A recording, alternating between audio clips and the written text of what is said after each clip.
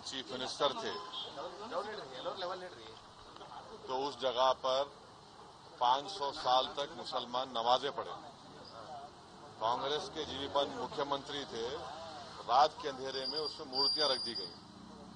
मेरी मस्जिद थी, है और रहेगी। उन्होंने मूर्तियां नहीं निकाले। और फिर वहां पे कलेक्टर थे जिनका नाम था नायर साहब मस्जिद बंद करा के वहां पर पूजा शुरू कर दिए। और 1950s में नायर साहब जनसंघ के पहले मेंबर ऑफ पार्लियामेंट बने।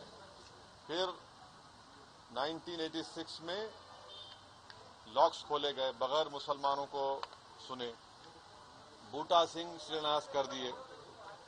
6 दिसंबर 1992 को सुप्रीम कोर्ट को ये वादा करके बीजेपी संघ परिवार बाबरी मस्जिद को डिमोलिश कर दिए, शहीद कर दिए। और बीजेपी के पास ये मुद्दा कब आया? आपको मालूम? आप लोग मालूम बीजेपी कब उठाई? 1989 में पालनपुर में बीजेपी रेजोल्यूशन पास करी। विश्व हिंदू परिषद जब फॉर्म हुई, जब तो राम मंदिर नहीं था। महात्मा गांधी बोले क्या? महात्मा गांधी इस बारे में बोले, उन्होंने तो बहुत बड़े, उन्होंने तो हे राम बोल के मारने वाला गोली मारा उनको गोडसे, उनके जबान से ही तो निकला था। वो बोले क्या? नहीं बोले। तो ये पूरा एक सिस्टमैटिक तरीके से भारत के मुसलमानों से ये बाबरी मस्जिद को छीन लिया गया। सुप्रीम कोर्ट का यकीनन फैसला है। सुप्रीम कोर्ट हमारे मुल्क की आखिरी एपेक्स कोर्ट है।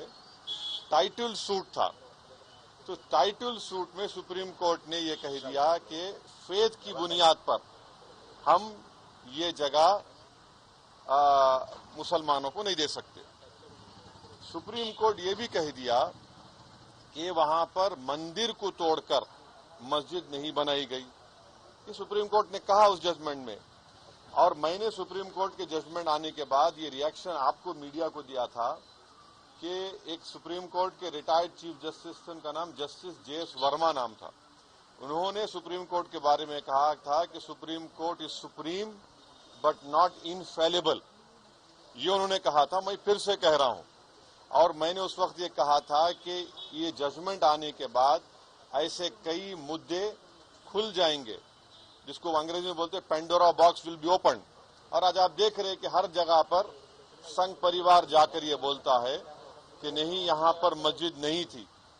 ये मेरा मानना है, ये मेरा बोलना है, हम ये बोल रहे हैं।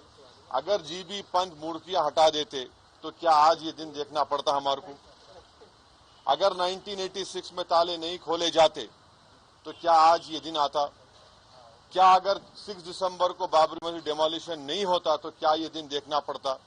ये सवाल है हमारे, इसका जवाब कोई दे ही नहीं रहा है।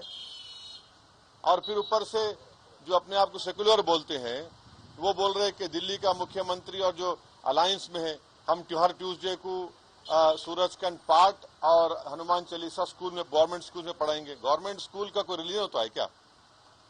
अभी तो सबका झगड़ा चल रहा है।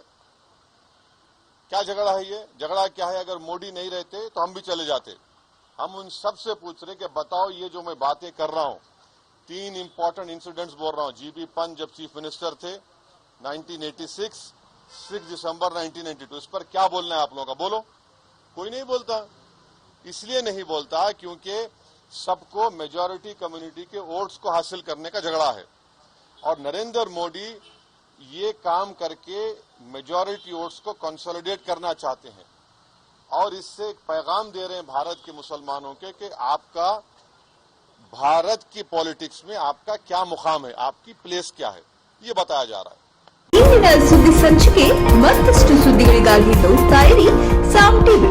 ಮತ್ತೆ ಭೇಟಿಯಾಗೋಣ ಮುಂದಿನ ಸಂಚಿಕೆಯಲ್ಲಿ. Thank you.